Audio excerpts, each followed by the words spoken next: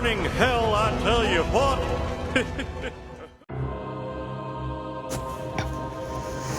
I'm sure everyone remembers the King of the Hill episode, Pygmalion. This particular episode had originally been produced for Season 5 as a Halloween special, as evidenced by its production code 5ABE, but was pushed back to Season 7 due to its dark and disturbing content. Even then, when it was first aired in 2003, it was banned outright for many years afterwards because of how it ended. For those of you unaware, while on a moving conveyor belt, this episode's antagonist, Trip Larson, is momentarily given a shock to the head which seems to cure his schizophrenia. The scene then cuts back to Peggy and Luanne while he is mutilated off-screen. Now here's where it gets interesting. According to an urban legend, in the original airing of the episode, you could briefly see Trip's bloody, mutilated corpse hanging off a hook in the background, while Peggy and Luanne rejoice over their little victory. However, no copy of this ending seems to exist anywhere, not even on the internet. That's where I come in. I asked a couple of my friends to sleuth around, looking for any evidence that the original ending may have existed at one point.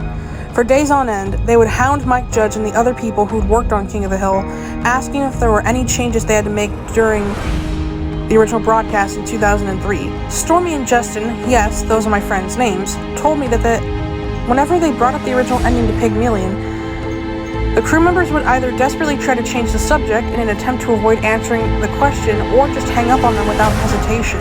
Frankly, I found that to be quite odd, so we decided to take a little trip to Sacramento to see if we could get answers there. When we made it to Sacramento, we made sure to ask all around if anybody had seen the original ending to an episode of King of the Hill that had been banned for years. No one seemed to know what we were talking about. All throughout, our investigation seemed fruitless. At least we thought so, until we met the one man who would blow this case wide open. For transparency reasons, we will call him Todd. He was in his late 20s, a bit overweight, wore big rimmed glasses that seemed to be too big for his head, and looked like he hadn't bathed in years. We asked Todd if he knew about the original ending of Pygmalion and how the ending had went.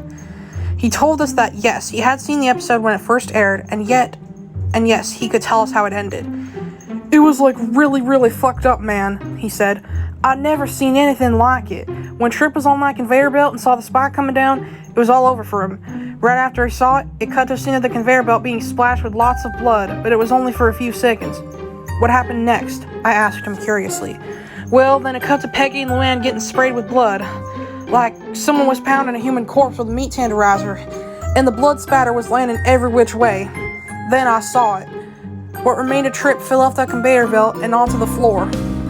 His remains were drawn with a lot more detail than usual, almost like they were traced from a crime scene photo or something." "You sure about that?" "Pretty sure. Anyway, after Peggy and Luanne had their talk, the episode cut to Trip's mangled body one more time before going to credits. It was so jarring to see what looked like a rotoscoped pile of human remains on the floor, only to then play upbeat music over the credits like usual." Stormy just couldn't help but gasp at this. This was just so incredible to listen to. "Jesus, I feel so sorry for you, you poor soul." She told Todd, "Do you have a VHS tape of the ending or something, or no?" Sure, but I must warn you, it's seen better days." He left us for a minute to find the tape. While we waited, we thought to ourselves, this is it, the moment of truth. This will confirm once and for all that he was telling the truth. He came back a moment later with the tape in his hand. "Well guys, here it is," he announced to us, "the tape you'd been asking for." "Cool," I said. "Can we watch it now?" "Sure." So we started watching the tape. The brief parts we saw while Todd fast-forwarded through the tape didn't seem out of the ordinary, at least by King of the Hill standards. Then we got to the part that we wanted to see. The ending. The usual stuff had happened. Peggy and Luanne trying to get away from Trip, then tampering with the controls of the conveyor belt. Trip getting zapped into the head and being cured of his schizophrenia. Then we saw what Todd was talking about. Trip saw the spike coming down and was killed soon after. Drops of blood and brain matter spilled out onto the conveyor belt and onto Peggy and Luanne. The two women seemed so traumatized, having to witness a man being skewered to death right in front of them. However, it didn't seem to last long, as they soon started talking about how this meant Luanne was now her own woman or something like that. The final scene was a close-up of Trip's mutilated corpse, which had just fallen off the conveyor belt and was not nearly as detailed as Todd had remembered. It stayed on his bloody remains for what felt like minutes on end before cutting to credits. After the episode ended, Todd removed the tape from the VCR and thanked us for watching it with him. My friends and I will never forget what we saw that day. We have nightmares about how Tripp died all the time. I'm sure Todd does too, but one question remains though. Who started the rumor about Tripp's corpse hanging in the background? The world may never know. Papa, I'm coming home.